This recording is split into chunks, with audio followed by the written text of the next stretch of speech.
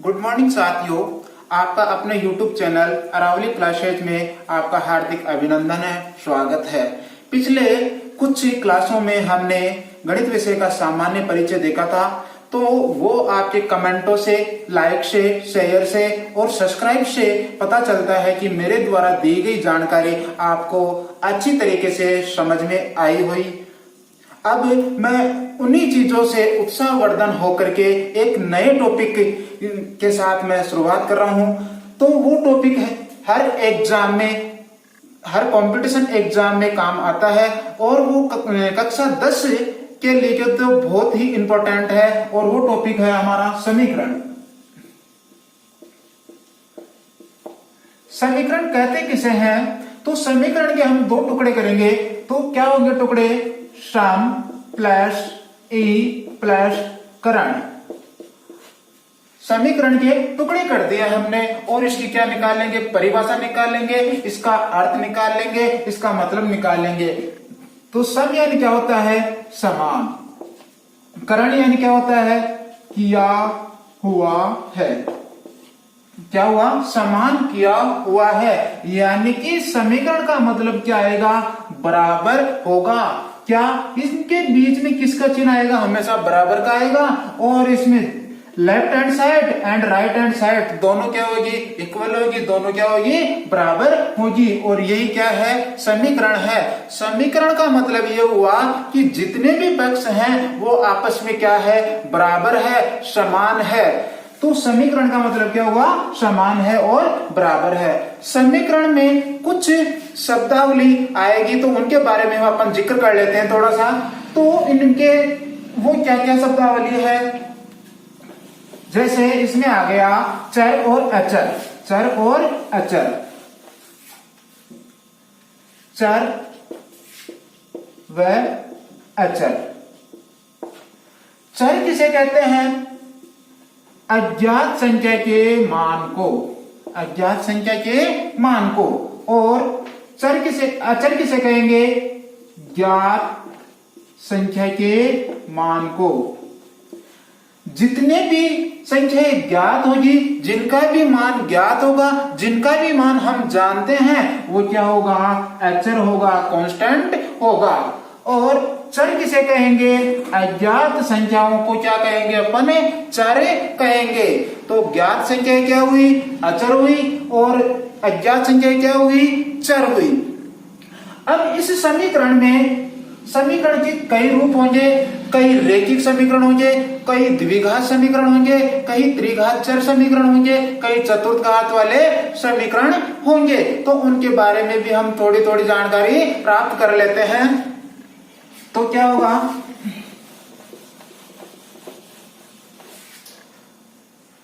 तो वो अपने पास रेखिक चर समीकरण, रेखिक चर समीकरण। दूसरा आया हमारे पास द्विघात चर समीकरण या द्विघात समीकरण। द्विघात भी बोल सकते हैं, रेखिक समीकरण भी बोल सकते हैं। त्रिघात समीकरण। अब रेखिक समीकरण आया। रेखिक समीकरण, रेखिक चर समीकरण किसे कहेंगे? रेखिक का मतलब हुआ रेखा पर। किसके ऊपर हुआ? रेखा पर। और ये क्या हो गई? एक रेखा हो गई। अब यहां इस रेखा के ऊपर ऊपर नीचे कुछ नहीं है, ये सीधी जा रही है। तो ये क्या होगा? एक रेखिक समीकरण हो गया। अर्थात मैं ये कह सकता हूं कि रेखिक समीकरण जिस चर की घात, जिस चर की घात कितनी हो? एक हो। जिस चर की घात कितनी हो? एक हो। या दिखाई नहीं दे, या दिखाई नहीं दे, दिखाई नहीं दे, वो क्या कहलाएगा? रेखिक चर समीकरण कहलाएगा। क्या कहलाएगा? रेखिक चर समीकरण कहलाएगा। जैसे देखिए x, x के ऊपर कोई घात नहीं है, दिखाई नहीं दे रही है, तो ये क्या हो गया? रेखिक हो गया। और रेखिक में भी कौन सा? रेखिक चर समीकरण। कौन सा हुआ? रेखिक चर समीकरण। कौन सा हुआ? रैखिक चर समीकरण। दिखाई नहीं देने का मतलब यहां घात 0 नहीं होगी। यदि यहां घात 0 हो जाती है तो इसका मान कितना हो जाएगा? 1 हो जाएगा। कितना होगा? 1 होगा। तो याद रखने की चीज है, यदि किसी की भी घात यदि 0 है तो उसका मान कितना होगा? 1 होगा। किसी भी चर की या अचर की घात 0 है तो उसका मान हमेशा क्या होगा? 1 होगा। चाहे आप 100 की पावर 0 ले लो तो उसका भी मान कितना होगा? 1 होगा। चाहे अपन किसी भी चर की घात ले ले तो उसका भी मान कितना होगा? 1 होगा। तो याद रखना है, किसी चर या अचर की घात यदि 0 आ रही है तो उसका मान कितना आएगा? 1 आएगा। कितना आएगा? 1 आएगा। तो रैखिक चर समीकरण की बात की तो रैखिक चर समीकरण क्या हुआ? ऐसा चर जिसकी घात 1 हो या दिखाई नहीं दे वो क्या कहलाएगा? रैखिक चर समीकरण कहलाएगा। और उसका मानक समीकरण क्या कहलाएगा? ax plus by plus c बराबर 0। ये 10th क्लास में है, स्टैंडर्ड रूप बोलते हैं उसको, मानक समीकरण बोलते हैं। ax plus by plus c बराबर 0। यहां देखिए क्या हुआ मानक समीकरण? ax plus by plus c बराबर 0। यहां a क्या होगा? यहां a होगा अचर। क्या होगा? a बराबर क्या होगा?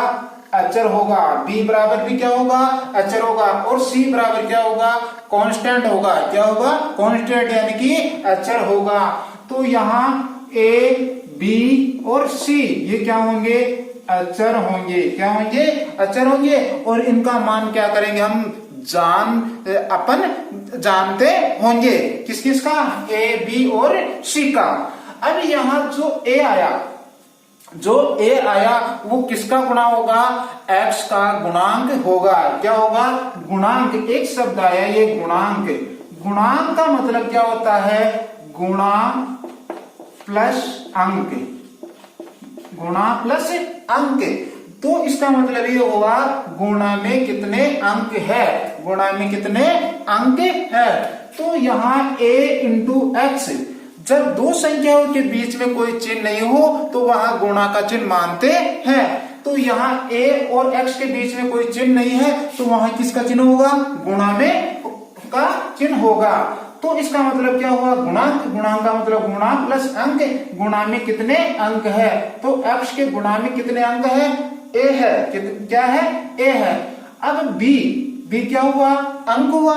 और b क्या हुआ? y का गुणांक। y का गुणांक यानी कि y के गुणा में। y के गुणा में क्या आएगा? b। और c क्या हो जाएगा? अचर पद हो जाएगा। तो अपने को स्टैंडर्ड रूप भी याद रखना है। क्या आएगा? ax plus by plus c बराबर 0। ये किसका हो गया? रैखिक चर समीकरण। और कितने चर वाले? 2 चर वाले। कितने चर वाले? 2 चर वाले। ये कौन सा समीकरण हुआ? 2 चर वाले रैखिक समीकरण। 2 चर वाले रैखिक समीकरण। ये स्टैंडर्ड रूप आप सबको याद रखना है। तो स्टैंडर्ड रूप क्या हुआ? मानक रूप क्या हुआ? ax plus by plus c बराबर 0। अब अपन देखते हैं द्विघात चर समीकरण। द्विघात चर समीकरण। तो द्विघात का स्टैंडर्ड रूप देखिए पहले। द्विघात का मतलब क्या हो गया? जिस चर की घात कितनी हो? 2 हो। जिस चर की घात कितनी हो? 2 हो। जिस चर की घात कितनी हो? 2 हो, वो क्या कहलाएगा? द्विघात चर समीकरण कहलाएगा। कौन सा कहलाएगा? द्विघात चर समीकरण कहलाएगा। अब इसका स्टैंडर्ड रूप देखें, मानक रूप देखें तो क्या आएगा? ax square plus bx plus c बराबर 0। ax square plus bx plus c बराबर 0। ये क्या हो गया? इसका मानक रूप हो गया। यहाँ a बराबर क्या आएगा? ए बराबर आएगा एक्स स्क्वायर का गुणांक, और गुणांक का मतलब बता ही दिया मैंने, गुणा में कितने अंक है, एक्स स्क्वायर, यानी कि कितना हो जाएगा गुणा में ए, बी एक्स, बी में बी क्या है जाएगा, एक्स का गुणांक है, बी क्या आएगा एक्स का गुणांक है, एक्स के गुणा में कितने हैं बी, और सी क्या आएगा अचर पद, और बी बराबर हो गया एक्स का गुणांक, और सी बराबर क्या हो गया अचर पद, क्या हो गया अचर पद। तो ये दो चीज देख लिया अपन ने, रैखिक चर समीकरण और द्विघात समीकरण। द्विघात का मतलब कितनी घात होगी, दो घात होगी, किसकी, चर की, और स्टैंडर्ड रूप क्या हुआ a x square b x plus c. इसको हम सूत्र भी बोल सकते हैं, फॉर्मूला भी बोल सकते हैं। जितने भी क्वेश्चन आएंगे द्विघात का आ रहा है तो स्टैंडर्ड रूप क्या होना चाहिए, ये रूप होना चाहिए a x square plus b x plus c बराबर 0। अब त्रिघात की बात आ गई तो त्रिघात में क्या हो जाएगा, चर की घात कितनी आएगी, अधिकतम 3, अधिकतम घात कितनी होगी 3, तो वो कौन सा हो जाएगा, त्रिघात समीकरण हो जाएगा। जैसे a x cube plus b x square plus x plus c, ये कौन सा समीकरण हो गया, त्रिघात समीकरण हो गया। तो ये घातों वाला समीकरण ये कौन सा है, क्या नहीं है, कौन सा होगा, तो इसमें यह देखना है कि मैक्सिमम घात अधिकतम घात कितनी है, वही क्या होगा समीकरण होगा। त्रिघात, तीन घात है तो त्रिघात होगा, दो घात हो तो द्विघात होगा, और कोई घात नहीं है तो कौन सा होगा, रैखिक समीकरण होगा। वो कौन सा होगा, रैखिक समीकरण होगा। अभी ये फॉर्मूले है ना, मैंने बताया कौन सा, रैखिक में तो कौन सा बताया, a x plus b y plus c बराबर 0। द्विघात में क्या बताया मैंने, a x square plus b x plus c बराबर 0। ये समीकरण आए, इसका मतलब ये हुआ कि जिस समीकरण में जितने चर होंगे उतने ही क्या बनेंगे, समीकरण बनेंगे। उसका मान निकालने के लिए उतने ही क्या बनेंगे, समीकरण बनेंगे। जैसे यहाँ दो चर है अपने पास, कितने चर है, दो चर है, तो इसका मतलब कितने समीकरण होंगे अपने पास, दो समीकरण होंगे। कितने होंगे, दो। यहां चर कितने हैं, x है, और यहां भी कितना है, x है, तो एक ही चर है अपने पास, तो कितने समीकरण होंगे अपने पास, एक समीकरण होगा। तो ये याद रखना है। अब हम आगे देखते हैं,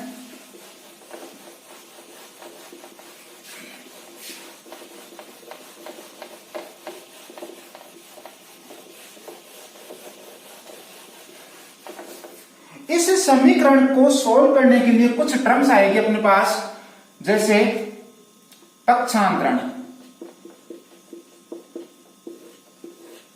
पक्षांतरण का मतलब क्या होता है, पक्ष प्लस स्थानांतरण, पक्ष प्लस स्थानांतरण क्या हो जाएगा, पक्ष प्लस स्थानांतरण। पक्ष का मतलब एक भाग से दूसरे भाग में जाना, स्थानांतरण का मतलब, पक्ष का मतलब भाग हो गया, पक्ष का मतलब क्या हो गया, भाग हो गया, पार्ट हो गया। स्थानांतरण का मतलब क्या हो गया, तबादला, ट्रांसफर, क्या हो जाएगा, ट्रांसफर हो जाएगा। अब तबादला हो गया, ट्रांसफर हो गया, तब क्या करें, इसमें क्या होते हैं, चिन्ह होते हैं, क्या होंगे, चिन्ह होंगे, और वो चिन्ह क्या हो जाएंगे, चेंज हो जाएंगे। अपने चिन्ह कितने हैं, गणित की कितनी है, 4 ही चिन्ह है। कौन कौन से, भाग, गुणा, जोड़ और ये बाकी, 4 चिन्हों से मिलकर किया गणी है गणित। इसी के आधार पर क्या हुई है, टिकी हुई है क्या, गणित।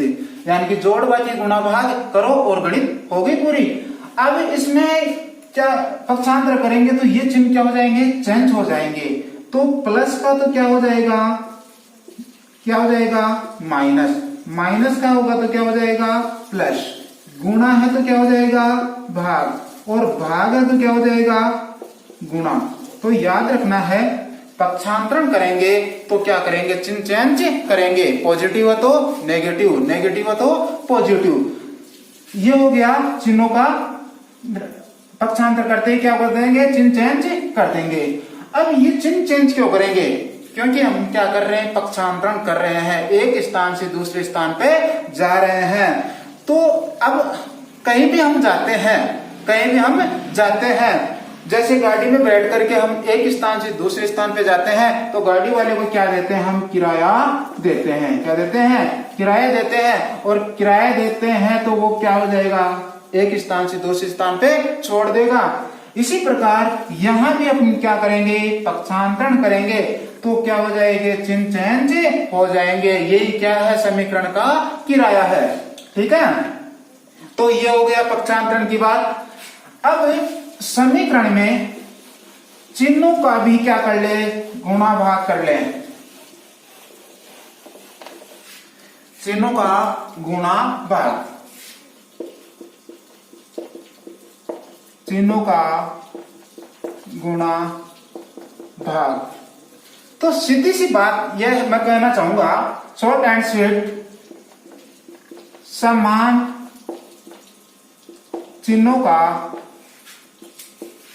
गुणा भाग हमेशा क्या आएगा, प्लस आएगा। समान चिन्हों का गुणा भाग किस में आएगा, प्लस में आएगा।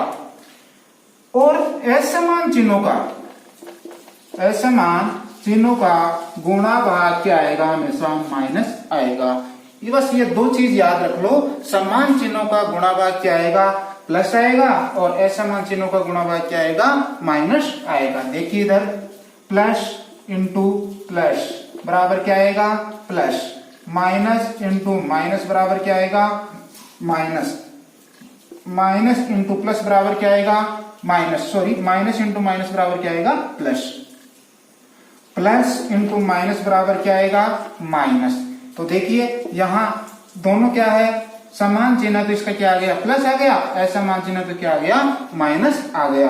भाग की बात कर ले तो भाग में भी क्या हो जाएगा, प्लस, और समान चिन्हों का भाग देंगे तो क्या आएगा, प्लस आएगा, और असमान चिन्हों का क्या आएगा, माइनस आएगा।